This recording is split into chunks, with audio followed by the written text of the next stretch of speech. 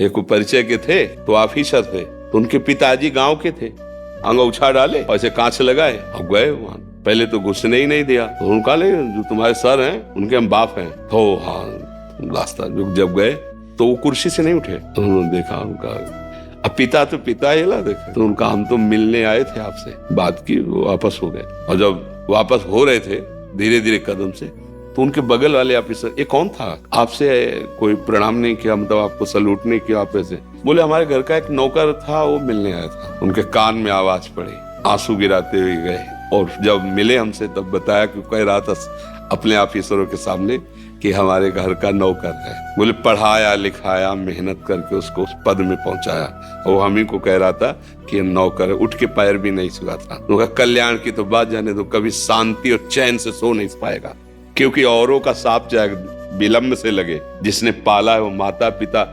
नौकर